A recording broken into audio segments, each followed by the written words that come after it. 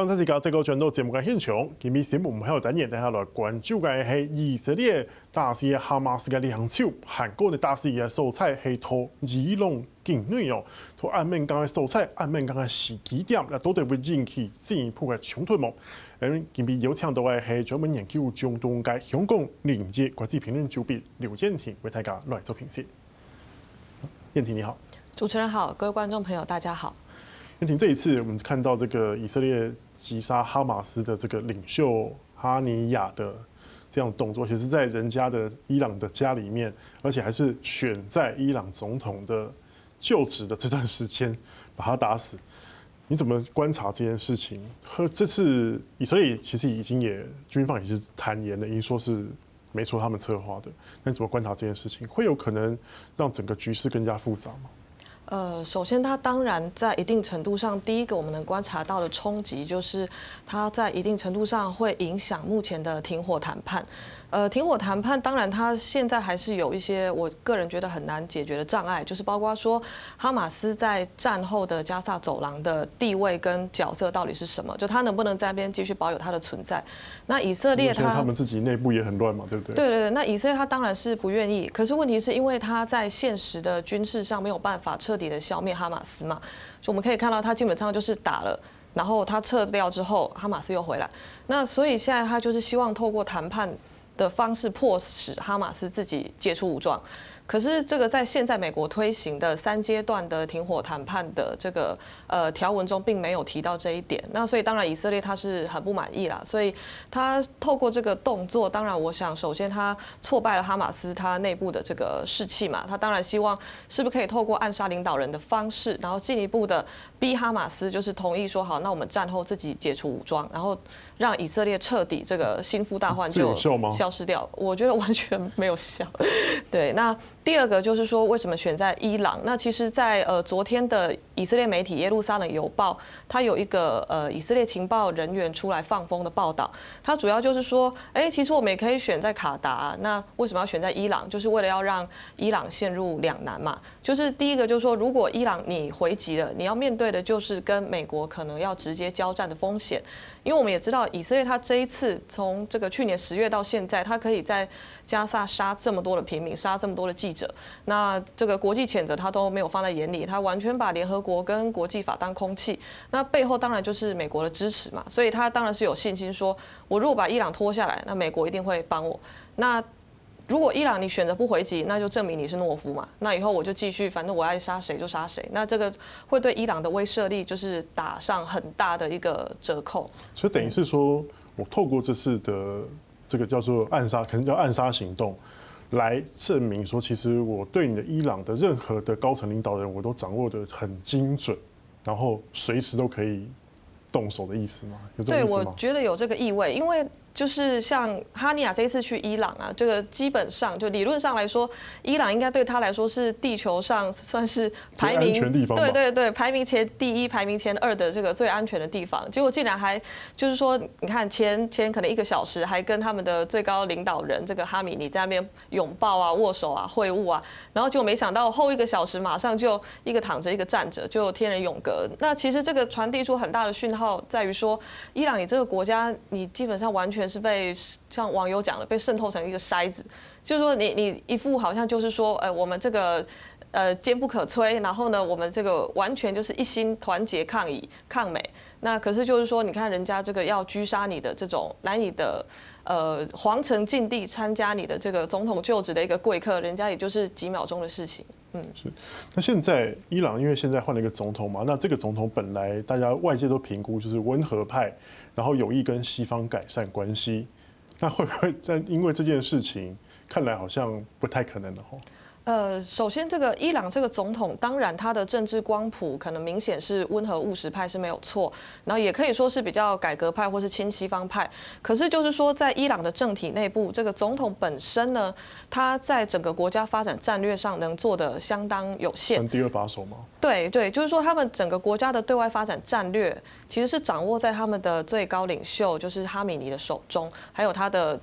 自己的顾问团队。那所以这也是为什么说近年的这个伊朗总统大选的投票率可以发现是越来越低，那就是因为人民终于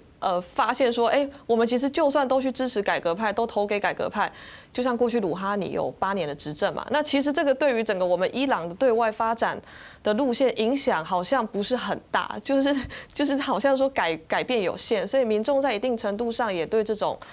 投票改变国家的这种想法有一点失望了。这样，那我们也可以看，其实这个伊朗的总统他在上任之后，在7月12号吧，他有在伊朗的外交部下属的一个英文媒体叫做德黑兰时报，他有发表一篇文章叫做《我向世界传递的讯息》。那里面其实他就很明显的讲到说，他要继承前任的强硬派总统莱西的对外政策，就是要维持对于整个伊朗在中东布局的抵抗轴心各个板块的支持嘛。那就是其实抵抗轴心也可以跟大家介绍一下，它基本上就是伊朗在2·1战争之后呢，它透过几场中东的比较大的战争，它去进行地缘介入之后所培育出来的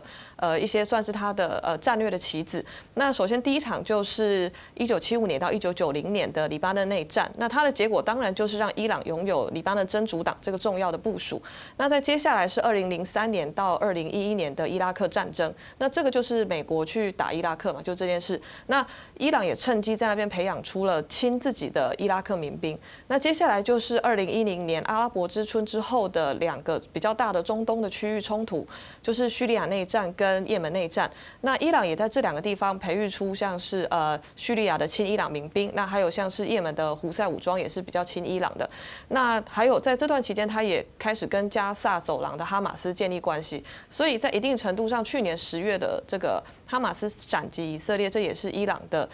在背后算是有支持的一个结果。这也就有问题了，就是说，因为现在伊朗说要全力的回击以色列，那你觉得他会用什么方式？包括你刚刚讲的，他培养这些民兵势力，可是现在好像都已经在做了嘛，这样力度看起来显然好像不够强的感觉。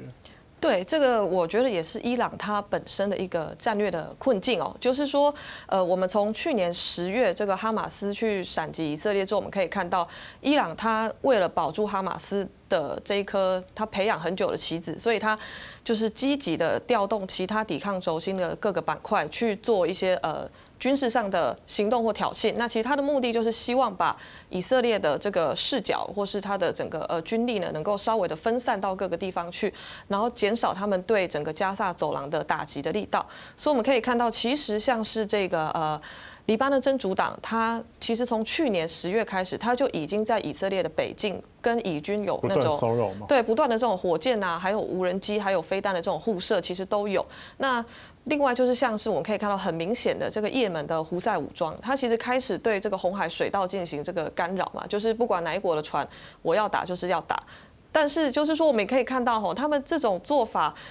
有没有拯救加萨的人民或是百姓？那其实那个效果，我个人感觉是相当的有限。所以这次伊朗，你觉得它反击的力度会到什么样的程度？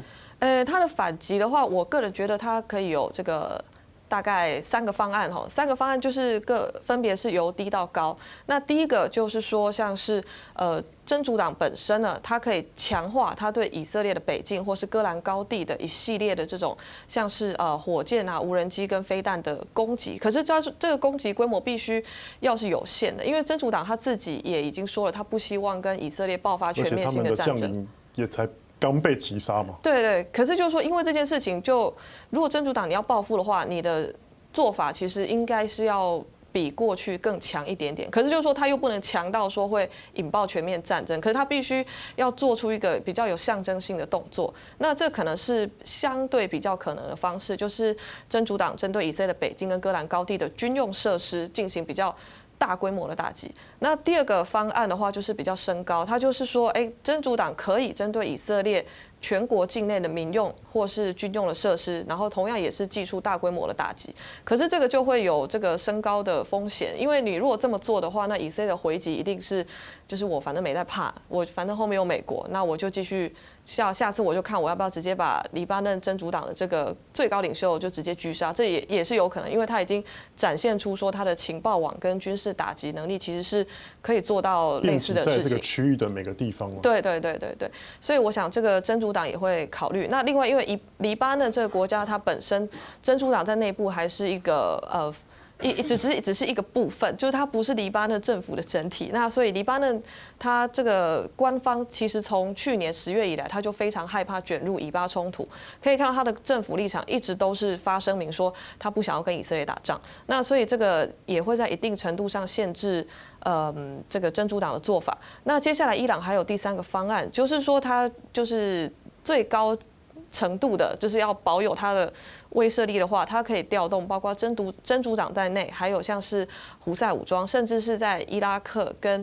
叙利亚的这2块的这个，它已经部署多时的这些，对，然后同样都是对以色列本土技术打击。那其实我们可以发现，在在今年的，伊朗自己不参加吗？伊朗的话，这个我觉得它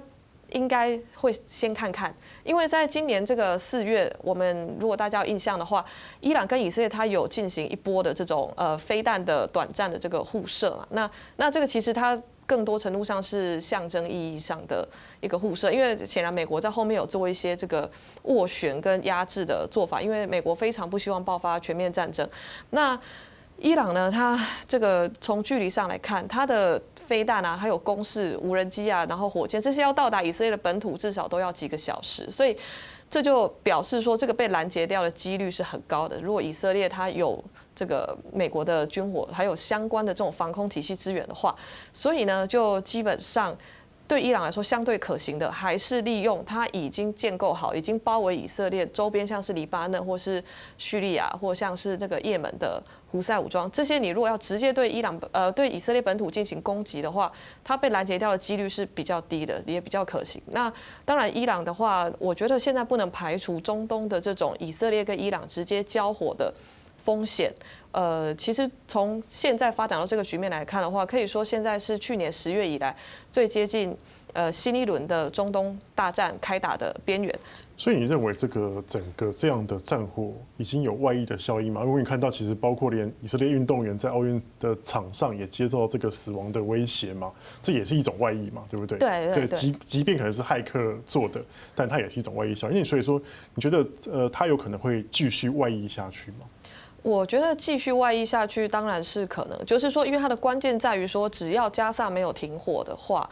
那伊朗就不会停下对整个抵抗轴心的板块的动员。但只是说，因为加萨停火短时间内看起来是非常的困难。就纳坦雅胡他昨天也在电视讲话上说到了嘛，就是说这个虽然外界都是说，那个以色列必须要见好就收，然后你们再打下去这样不行，然后纳坦雅胡就直接就宣示了说，我绝对不会屈服于这种压力。然后他也告诉他人民说，这个艰难的日子还在后面，我们一定要全国上下一心，团结，然后打赢这场对伊朗的邪恶轴心的战争。那所以其实就是说，我个人是觉得，加萨战争它当然可以在某一天停下来，可是就是说，你从伊朗跟以色列这种结构性的冲突来看的话，双方都在打一场没有终点的战争。就是在以前我们在讲到以巴冲突的时候呢，可能更大程度会去调动所谓的以色列跟阿拉伯国家的对峙的结构。可是就是说，在这一次的以巴冲突中，我们可以看到，就基本上这个结构它已经不存在了。就是阿拉伯国家呢，就是像卡达他会积极出来想要斡旋嘛，那沙烏地我们可以说他基本上就是谴责几句，那就不会再有其他新的动作。那可是像伊朗的话，它基本上它已经形成一个跟以色列要全面撕裂，然后它要在中东建立势力范围这样的一个做法。